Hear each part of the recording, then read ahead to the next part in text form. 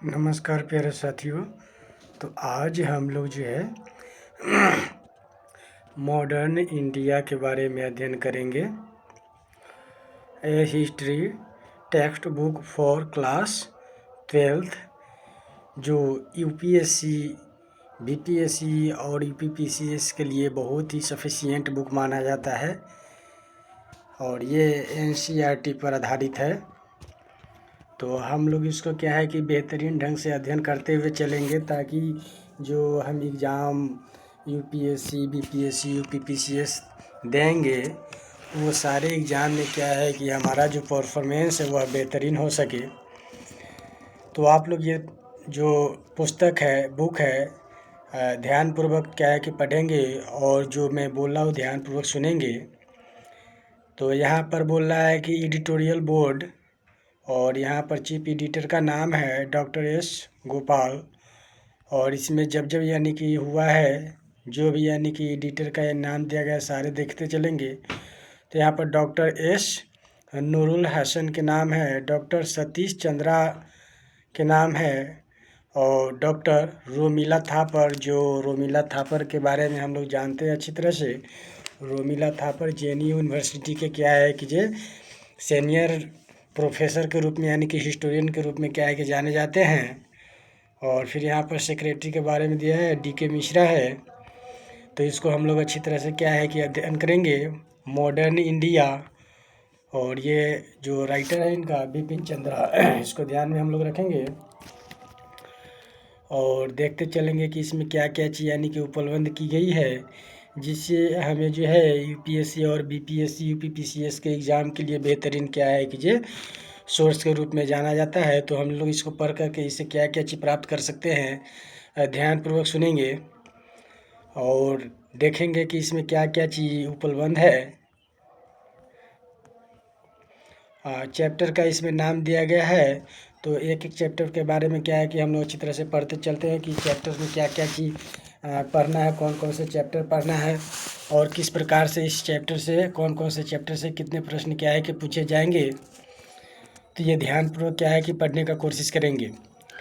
फिर है हम लोग पढ़ेंगे चैप्टर 1 में क्या क्या चीज़ है। तो बोल रहा है कि the decline of the Mughal empire, यानी कि मुग़ल जो एम्पायर है उसका यानी कि जो अस्तित्व जो है कैसे यानी कि जो समाप्त हुआ उसके बारे में यानी कि सारे चीज़ को हम लोग अध्ययन करेंगे।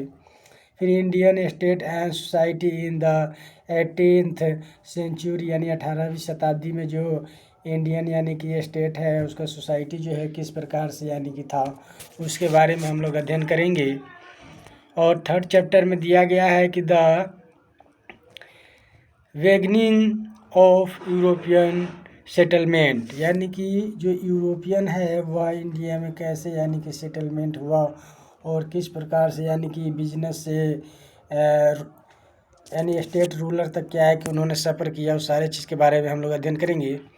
अब फिर बोला है कि द ब्रिटिश यानी कि कॉन्क्वेस्ट ऑफ इंडिया, ये भी क्या है कि हम लोग को पढ़ना है।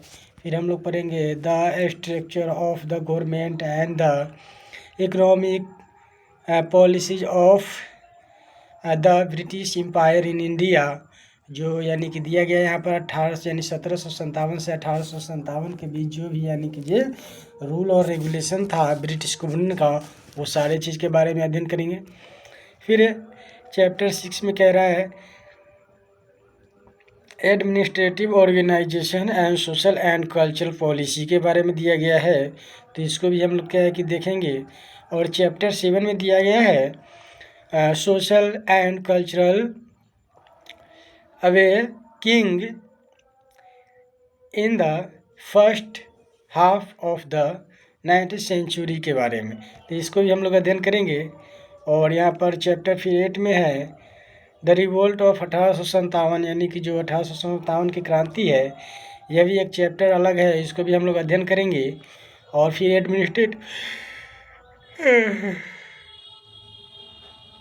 एडमिनिस्ट्रेटिव चेंज आफ्टर 1800 यानी कि 58 के बाद जो है चेंज हुआ क्या क्या चीज़ उसके बारे में दिया गया है।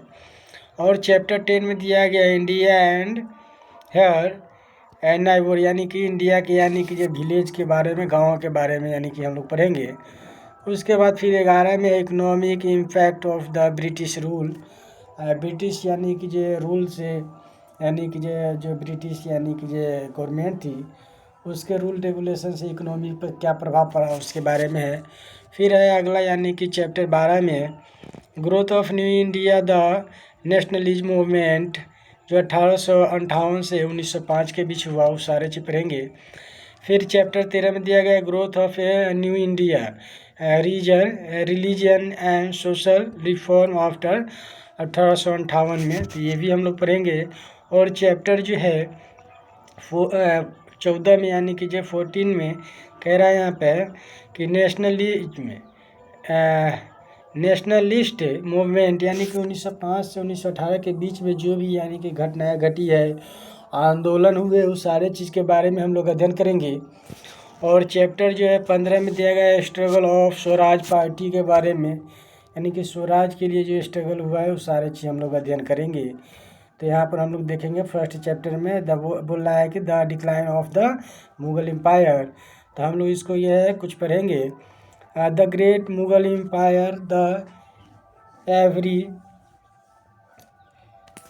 Of its contemporaries for almost 2 century, यानी कि 200 सालों तक क्या है कि लगभग उन्होंने क्या है कि जो मुगल सल्तनत यानी मुगल यानी कि राज किया। ठीक है। फिर डिक्लाइन एंड फिर यहाँ पर बोल रहा है कि ये सारे चीज disintegrated during the first half of the 18th century, यानी कि इसमें जो है क्या क्या यानी कि प्रोसेसिंग यानी कि वह सारे चीज़ में दिया है। तो एक बार क्या है कि आप लोग अच्छी तरह से इसको मैं स्लाइड करते चलता हूँ, खुद से पढ़ने का कोशिश करें। और ये जो है सुनने से बेहतर है, ज़्यादा क्या है कि अपना यानी कि ये खुद से पढ़ेंगे तो और बेस्ट होगा। तो ये देखते चले क्या है कि जो मैं उपलब्ध करा रहा हूँ PDF में, ये सारी चीज़ आप देखते चलेंगे और पढ़ते चलेंगे।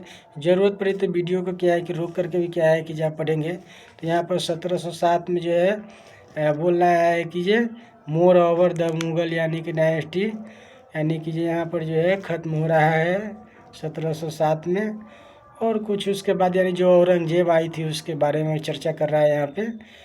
और उसके बाद यहाँ पर सारे आपको दिखाई देंगे मॉडर्न इंडिया जो हम लोग पढ़ रहे हैं, तो देखते चलेंगे सारे। और जुल्फ़िकार खान वगैरह के बारे में यहाँ पर दिया गया है। फिर आगे पढ़ते चलेंगे देखते चलेंगे, आगे देखते चलेंगे।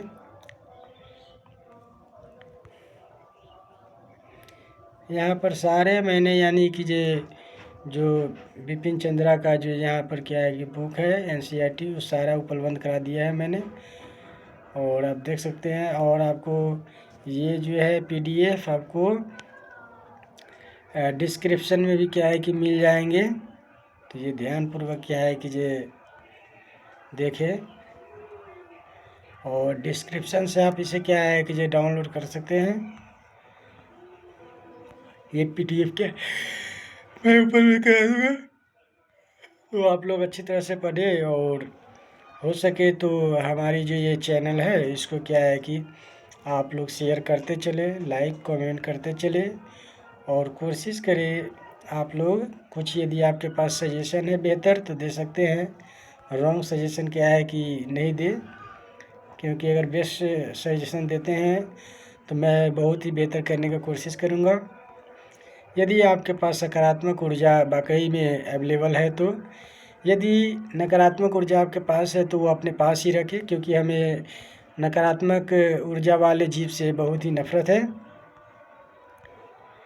तो हमेशा पॉजिटिव सोचें और कोशिश करें कि कोई व्यक्ति यदि आगे की ओर बढ़ रहा है तो उसको बढ़ने में क्या है कि सहयोग करिए। यदि आप सहयोग करने में सक्षम नहीं है तो उसको नीचे गिराने के व्यू से भी क्या है कि कुछ कमेंट नहीं करें, क्योंकि कमेंट जो है बहुत ही मायने रखता है। क्योंकि कमेंट क्या है कि सकारात्मक है या नकारात्मक है, इससे क्या है कि बहुत ही प्रभाव पड़ता है कि आपकी सोच किस प्रकार की है तो सोचने की शक्ति क्या है कि डेवलप करे, हमेशा क्या है कि जो कुछ किसी को देने की कोशिश करे, सकारात्मक ऊर्जा हो या किसी भी प्रकार के हो।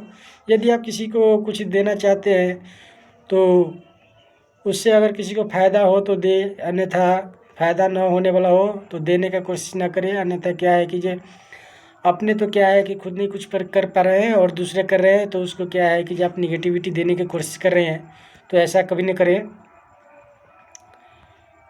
तो आप लोग ये देखते चले, और ये किस प्रकार का है ये सारी चीज़ आप तो क्या है कि ये देखें।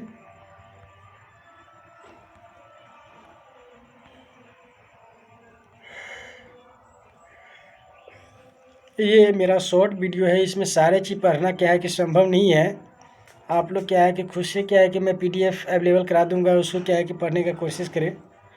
तो ध्यानपूर्वक सिर्फ यानी कि ये देखते चले कि इसमें क्या क्या चीज़ टॉपिक और सब टॉपिक दिया गया है।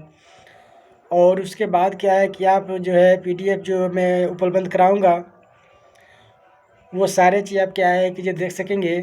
तो मेरा टेलीग्राम पर भी उपलब्ध हो जाएगा, फेसबुक पेज पर भी क्या है कि आपको मिल जाएंगे, इंस्टाग्राम पर भी मिल जाएंगे, प्लस यूट्यूब चैनल के डिस्क्रिप्शन में भी मिल जाएंगे। तो इसको क्या है कि ध्यानपूर्वक आप लोग क्या है कि पढ़ने का कोशिश करिए। यदि पढ़ नहीं सकते हैं तो क्या है कि इग्नोर करके चले, क्योंकि जिसको ज़रूरत है वही पढ़ते हैं, जिसको ज़रूरत नहीं है वो क्या है कि बकचोदी करने के लिए क्या है कि जे फ़ायदा लेते हैं।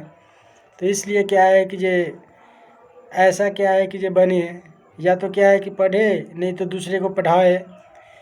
और बकवास करने के लिए क्या है कि यदि जन्म लिए हैं आप तो आप दूरी बना करके रखें, अन्यथा दूसरे को भी क्या है क्या प्रभावित करेंगे। जैसा आप है वैसा बनाने का कोशिश कर रहे हैं, क्योंकि आप तो खुद क्या है कि कुछ नहीं कर पाए और दूसरे को करने में क्या है कि आप सहयोग नहीं कर पा रहे हैं। तो इससे बेहतर है कि आप खुद क्या है कि ये कुछ ना करें और दूसरे को कुछ ना दे, धरती का बोझ बन के क्या है कि जो आप अपना जीवन जिए, खाए और पैखाना करें, बस इतना ही ज़िंदगी में क्या है कि आपको रखा हुआ है। और कुछ यदि है तो वो निगेटिविटी है आपके पास, पॉजिटिव देने का कुछ नहीं है, इसलिए आप दूरी बना करके रखिए।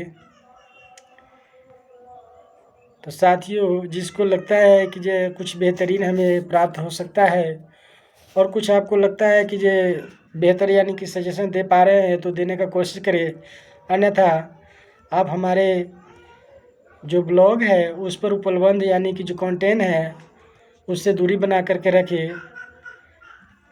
यदि आप इससे जुड़ेंगे तो आपको क्या है कि कुछ प्राप्त करने को मिलेगा, यदि नहीं जुड़ेंगे तो अच्छी बात है, आप कहीं और जुड़ करके क्या है कि प्राप्त करें, लेकिन प्राप्त करने का कोशिश करें।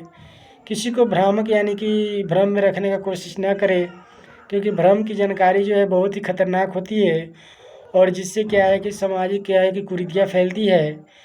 और समाज में क्या है कि अधिकतर क्या है कि जो निगेटिविटी का क्या है कि जो सहारा लेकर के लोग ज़िंदगी जी रहे हैं, तो पॉजिटिव क्या है कि जो उपलब्ध नहीं है तो वो देने का क्या है कि आप लोग कोशिश करें, ना कि क्या है कि निगेटिविटी लोगों के साथ क्या है कि जो आप अपना समय को क्या है कि स्टेबल करें। तो कोशिश करते चले। यहाँ पर क्या है कि बहुत सारा इसमें दिया गया है, मैं आपको क्या है कि बता दूँ। बस मैं ये वीडियो को इतना पे स्टॉप कर रहा हूँ। धन्यवाद। और ये हमारा जो PDF अवेलेबल होगा वो देख लीजिएगा आप लोग क्या है कि अच्छी तरह से पढ़